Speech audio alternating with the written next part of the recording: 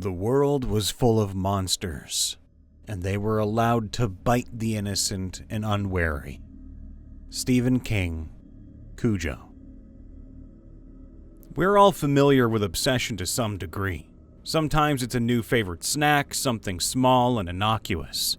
Sometimes it's a show, movie, book, or game, something that burns hot at first, but eventually simmers into a comfortable enjoyment. Other times it's a person, an emotion, a topic that your brain just sticks to, something that can lead to serious consequences for more than just yourself. Obsession can come in all shapes and sizes and various degrees of intensity. For some people, it's a fleeting thing. For others, it can be a life-altering, sometimes life-ending thing. Obsession can twist and distort the mind, sometimes irreparably. 18-year-old Nicholas Prosper lived with his mother, Juliana, his 13-year-old sister, Giselle, and his 16-year-old brother, Kyle, in a flat in Luton, Bedfordshire, England. He was a quiet and geeky young man with a keen interest in computers and video games.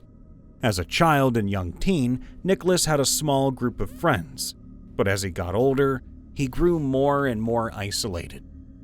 Like most people who have been diagnosed with autism spectrum disorder, Nicholas had hyperfixations. Things he focused on with a greater intensity. But Nicholas's special interests were far from healthy subjects. He liked to explore the darkest sides of humanity. Nicholas had disturbing views on topics such as pedophilia, necrophilia, and murder. He was banned from a notorious website that hosted videos of heinous acts and real deaths because of his pro-pedophilia comments. He even admitted to watching child abuse videos. Nicholas's interest in video games and his disturbing views turned into an obsession after he played The Walking Dead from Telltale Games. The game in question is an episodic adventure based on the television show and comic book series of the same title. It focused on the trials and tribulations of 8-year-old Clementine, whose story could change depending on the choices made by the player. Clementine drew Nicholas's attention. He was obsessed with her and protective of her. He claimed to be a follower of Clementine and said, "I am the chosen one, chosen by Clementine. I am guided by her as Christians are guided by Jesus Christ."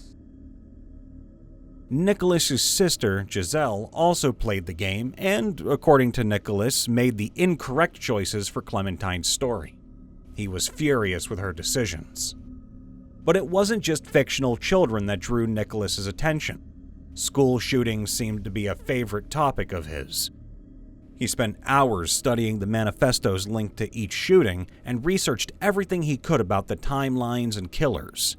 The Sandy Hook Elementary shooting of 2012 was a favorite, and he seemed to take a twisted sort of inspiration from the horrendous event.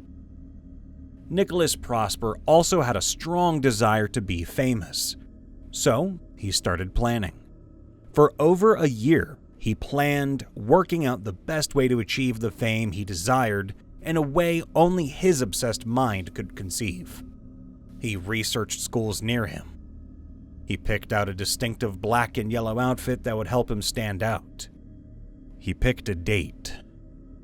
Nicholas chose his former primary school for the location, as he was familiar with the layout and security. He decided he wanted to murder at least 30 people before taking his own life. And, for an extra bit of flair, he decided it should all happen on Friday the 13th.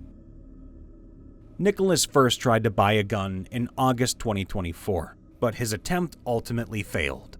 After doing more research and preparation, he tried again on September 12th. Now in possession of a convincing fake firearms license, he was able to buy a double-barreled shotgun and 100 cartridges from a local dealer for £650. The dealer reported the purchase to the police as he was required to do, but the logo, paper, and signature on Nicholas's forged license were convincing enough that no one was suspicious. After his purchase, Nicholas returned home and spent the remainder of the day making necrophilia-related internet searches, researching how to kill someone with a shotgun, and the murder of Sarah Everard, who was kidnapped and killed by an off-duty police constable years prior. He also took some time to record a video and then spent some time watching extreme animated pornography. Early in the morning of Friday, September 13th, Nicholas made himself ready. He donned his black and yellow uniform and loaded his shotgun. He planned to kill his family while they slept, firing 3 shots in 30 seconds so he wouldn't alert his neighbors. Then he would go to the school and kill 30 4- and 5-year-olds before turning his weapon on himself. Nicholas fired his first shot shortly after 4:30 a.m. It was a test shot, fired into a teddy bear Nicholas had in his room. Juliana woke up earlier than Nicholas expected, throwing a wrench into his meticulous plan. She confronted him in the hallway, and they struggled. He attacked her with a knife he had been carrying, and she contracted defensive wounds to her hands and arms. Pushing her away, Nicholas shot Juliana in the face at close range. Her body was found in the hallway where she fell. Woken up by the noise and fighting, Giselle was next to come out of her room to see what was going on. Nicholas fired on her immediately, grazing the back of her head. She fled into the living room and tried to hide under the dining table. Nicholas followed and shot her in the face, killing her. While Nicholas was occupied with their sister, Kyle ran from his room to the kitchen. He grabbed a knife to defend himself, but Nicholas shot him in the chest. Grabbing the knife, Nicholas stabbed and slashed at Kyle over 100 times while he begged for his life. Somehow, despite his grievous injuries, Kyle managed to crawl away from Nicholas and escape into the hallway. But Nicholas followed and shot Kyle in the head at close range, killing him. During the confrontation with his family, Nicholas fired at least 7 cartridges inside the flat over 30 minutes. Neighbors reported hearing shouting, banging, and fighting starting at 5 a.m., but the first 999 call didn't come in until 5:29 a.m. Nicholas was seen on CCTV leaving the building at 5:33 a.m. Police arrived roughly 20 minutes later, but didn't enter the flat until 6:08 a.m. Inside, they found the bodies of Juliana, Giselle, and Kyle, along with copious bloodstains, bloody handprints, and several bloody knives. A copy of the novel How to Kill Your Family by Bella Mackey was placed on Juliana's body. While police were searching the flat, Nicholas headed in the direction of St. Joseph's Primary School.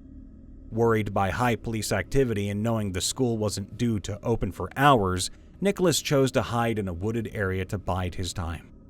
While he waited, he uploaded the video he had recorded previously to his now deleted social media. In this video, he spoke of his devotion to Clementine.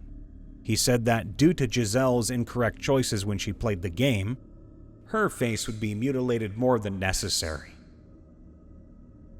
Nicholas would dispose of 2 mobile phones after uploading the video. He believed getting rid of the phones would somehow protect a group of pedophiles he talked with on Twitter. At some point during the morning, Nicholas abandoned his shotgun in a bush by a playing field, along with a bag containing 33 cartridges. Then, at 7:55 a.m., he left his hiding spot and flagged down a passing police cruiser. Believing all the schools in the area would now be locked down and his plans foiled, Nicholas decided to surrender. The arresting officers had just left the scene of the murders and noticed the blood on Nicholas's face. As he was being arrested, Nicholas repeatedly said, "It's not murder." Nicholas received multiple charges, including 3 counts of murder, purchasing or acquiring a shotgun without a certificate, possession of a shotgun, and possession of a bladed weapon in a public area. Officers found indecent images of children on Nicholas's phone as well, but chose not to charge him for this due to the severity of the charges he had already incurred. Nicholas's first court appearance was on September 16th. His father was present, and upon seeing his son, shouted, "I still love you, son. It's not your fault. okay?" before bursting into tears. The trial was originally set to begin on December 5th, but was delayed to March 3rd, 2025. On February 24th, before his trial began, Nicholas appeared in Luton Crown Court and pled guilty to all 3 counts of murder, as well as his other charges. Through writings and conversations had while in Bedford prison, Nicholas stated that he regretted not killing more people. He showed no remorse for his actions, and a medical practitioner determined he showed psychopathic traits. Mrs. Justice Chima Grubb sentenced Nicholas to life imprisonment on March 19, 2025, with a minimum of 49 years served. On March 20th, the sentence was referred to the Attorney General for consideration under the unduly lenient sentence scheme. Regarding the sentence, conservative Shadow Justice Minister Kieran Mullen said, "What exactly does someone have to do in this country to be sent away for life? This was the most serious of crimes, including the murder of 2 children." Nicholas Prosper is a mentally ill young man who spent too much time online and too much time in the virtual company of other disturbed individuals. His unhealthy interests turned into unhealthy obsessions and mixed with a desire to become famous. The noxious combination not only poisoned his mind, but resulted in the deaths of 3 innocent people. And yet, because he was so engrossed in his obsession to be famous, to be a copycat Sandy Hook shooter, he regrets not killing more.